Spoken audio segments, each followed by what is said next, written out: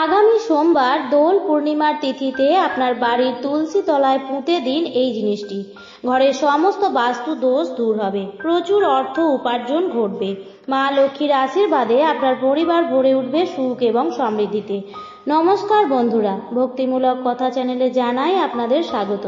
বন্ধুরা, আশা করছি ঈশ্বরের আশীর্বাদে প্রত্যেকেই ভালো আছেন এবং সুস্থ আছেন। বন্ধুরা, সামনেই আসতে চলেছে দোল পূর্ণিমা।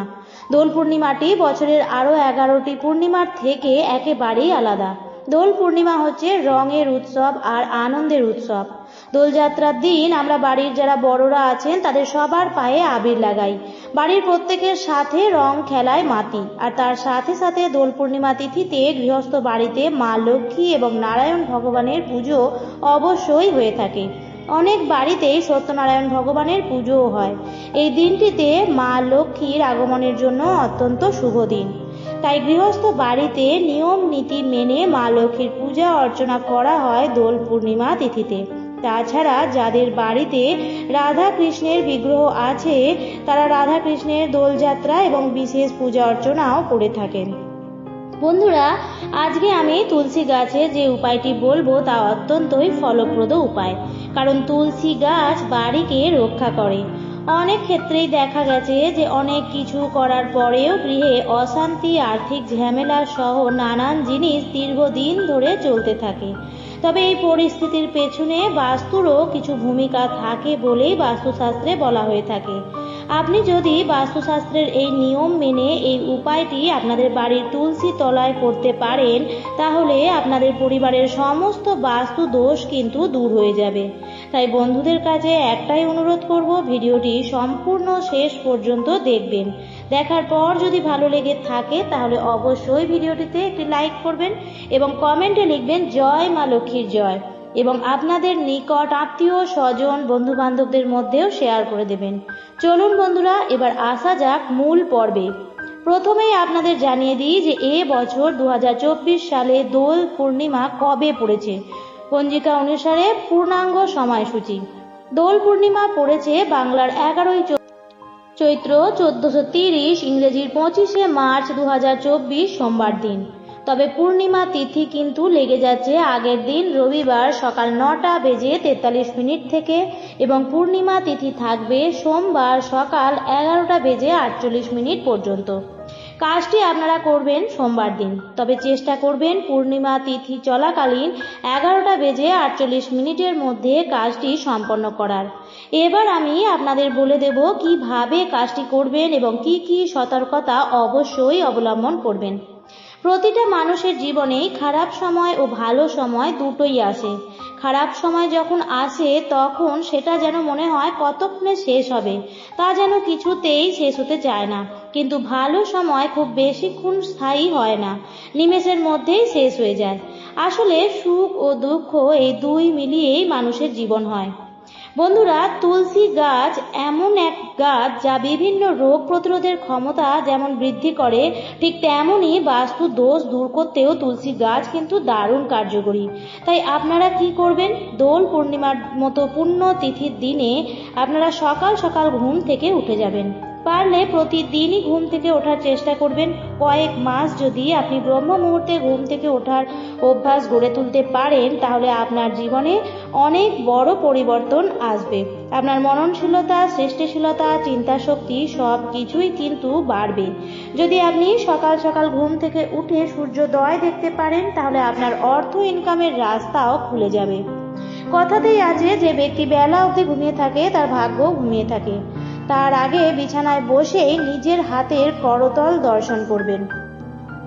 অর্থাৎ বিছানায় বসেই আপনি নিজের ইষ্ট দেবতাকে স্মরণ করে ভূমিতে পা রাখার আগে 3 বার প্রণাম করে তারপর আপনি বিছানা থেকে নামবেন। এইভাবে দিনটি শুরু করুন এবং দোল পূর্ণিমার তিথিতে বাড়ি ঘর দৌড় নোংরা রাখবেন না। সকাল সকাল ঘর বাড়ি পরিষ্কার করে নেবেন এবং তারপর স্নান সেরে নেবেন। পূর্ণিমা তিথিতে অনেকেই নদী বা গঙ্গাতে স্নান করে থাকেন। যদি আপনার পক্ষে সেই সুযোগ থাকে তাহলে অবশ্যই গঙ্গাতে স্নান করতে পারেন, আর যদি আপনার পক্ষে সেই সুযোগ না থাকে তাহলে আপনি ঘরেই স্নান করতে পারেন। তবে স্নানের জলে সামান্য কর্পূর এবং কালো তিল মিশিয়ে স্নান করবেন। এর ফলে আপনারা অত্যন্ত ভালো ফল লাভ করবেন। স্নান করাবার পরে শুদ্ধ বস্ত্র পরিধান করে গায়ে মাথায় বস্ত্রে সর্বত্র গঙ্গা জলের ছিটা দিয়ে দেবেন এবং ঘর দুয়ারেও গঙ্গা জলের ছিটে দিয়ে দেবেন। সেদিন বাড়ির মুখ্য দরজা বা সদর দরজা ভালো করে পরিষ্কার করে নেবেন। অনেকেই পূর্ণিমা তিথিতে বাড়ির মুখ্য দরজায় মা লক্ষ্মীর চরণের আলপনা এঁকে দেন। এটিও কিন্তু পূর্ণিমা তিথিতে যদি করতে পারেন তাহলে অত্যন্তই ভালো। এরপর আপনি শুদ্ধ বস্ত্র পরে ঠাকুর ঘরে চলে আসবেন।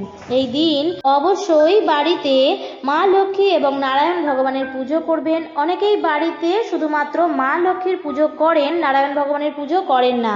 মা লক্ষ্মী এবং নারায়ণ ভগবানের যুগ্মভাবে পুজো করা সংসারের পক্ষে অত্যন্তই ভালো।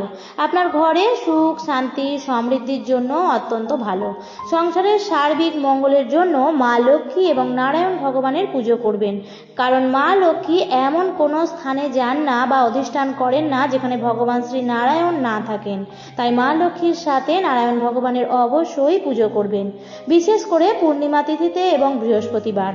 দোল পূর্ণিমা থেকেও আপনি আপনার ঠাকুরের সিংহাসনে নতুন আসন পেতে অথবা আলাদাভাবে জল চৌকি পেতে নারায়ণ ভগবান এবং মা লক্ষ্মীকে বসাবেন। প্রদীপ ধূপকাঠি ধরিয়ে দেবেন এবং মা লক্ষ্মী এবং নারায়ণ ভগবানকে ফুলের মালা পরাবেন। সাধ্য মতো ফল মিষ্টি নৈবেদ্য দিয়ে সাজিয়ে দেবেন এবং হলুদ ফুল দিয়ে মা লক্ষ্মী এবং নারায়ণ ভগবানের পুজো করবেন। পূর্ণিমা তিথি চলাকালীন পুজো দেওয়ার চেষ্টা করবেন এবং উপবাস থেকেই পুজো দেওয়ার চেষ্টা করবেন। মা লক্ষ্মী এবং নারায়ণ ভগবানের সামনে দুটি নিখুঁত পান দিয়ে দেবেন। সেই পানটিতে যেন কোনো ছেঁড়া ফাটা কোনো কাটা দাগ যেন না থাকে এবং বোঁটা সমেত পানটি দেবেন। মা লক্ষ্মী এবং নারায়ণ ভগবানের সামনে সেই পান দুটি রেখে চন্দনের তিলক করে কিছু মঙ্গল সামগ্রী সেই পানের মধ্যে রেখে দেবেন। আপনি রাখতে পারেন একটি হলুদের গাঁট, সুপারি, কড়ি, পদ্মবীজ, অক্ষত, আতপ চাল এবং একটি গোমতী চক্র। এখানে আমি অনেকগুলি মঙ্গল সামগ্রীর নাম উল্লেখ করেছি, কিন্তু এই সবগুলো যদি না পারেন তাহলে অন্ততপক্ষে যে কোনো 3টি সামগ্রী নেওয়ার চেষ্টা করবেন। এই মঙ্গল সামগ্রীগুলি মা লক্ষ্মী এবং নারায়ণ ভগবানের সামনে নিবেদন করা অত্যন্তই ভালো সংসারের জন্য। দোল পূর্ণিমার পুজোটি আপনারা করবেন পূর্ণিমা তিথি থাকাকালীন এবং পুজো হয়ে যাওয়ার পর আপনাদের যা মনস্কামনা আছে সেটি জানানোর পর ঠাকুর ঘর কিছুক্ষণের জন্য ছেড়ে দেবেন। দোল পূর্ণিমা তিথিতে নানা ধরনের মিষ্টি জাতীয় জিনিস পাওয়া যায়, সেগুলি এই দিন ভগবানকে ভোগ দেওয়ার অত্যন্তই ভালো। এই সব মিষ্টি নিয়ে এসে এই দিন আপনার ঠাকুর ঘরের সমস্ত দেবী দেবতাকে ভোগ দেবেন। বন্ধুরা, বিশেষ দিনে যদি বিশেষ মিষ্টি দিয়ে বা বিশেষ ফল দিয়ে আপনি পুজো করতে পারেন তাহলে এবং তারপর যদি প্রসাদ হিসেবে সেটি গ্রহণ করেন তাহলে জীবনের সৌভাগ্যের উদয় হয়। সেদিন অবশ্যই তুলসী তলাতেও একটি ঘিয়ের প্রদীপ দেবেন, ধূপকাঠি দেবেন। প্রতিদিন তুলসী গাছে জল দেওয়ার চেষ্টা করবেন, শুধু রবিবার এবং একাদশীর দিন বাদ দিয়ে। তবে তুলসী গাছে জল কখনোই বাসি বস্ত্রে স্নান না করে দেবেন না। শুদ্ধ বস্ত্র পরে এবং স্নান করে তারপরেই তুলসী গাছে জল দেবেন।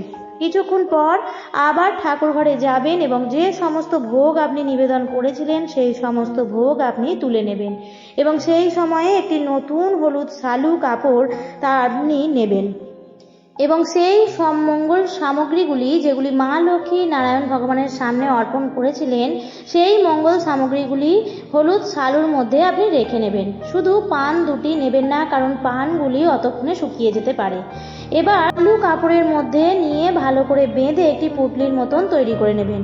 এবার তারপর চলে আসবেন তুলসী তলায় এবং তুলসী মাকে প্রণাম জানিয়ে তুলসী মায়ের অনুমতি নিয়ে তারপরেই তুলসীর মাটিতে আপনি হাত দেবেন। এবার সামান্য তুলসীর মাটি খুঁড়ে সেই হলুদ পুটলিটি আপনি তুলসী তলায় পুঁতে দেবেন। যদি আপনার কাছে হলুদ রঙের কোনো শালু কাপড় না থাকে তাহলেও চিন্তা করার কোনো কারণ নেই।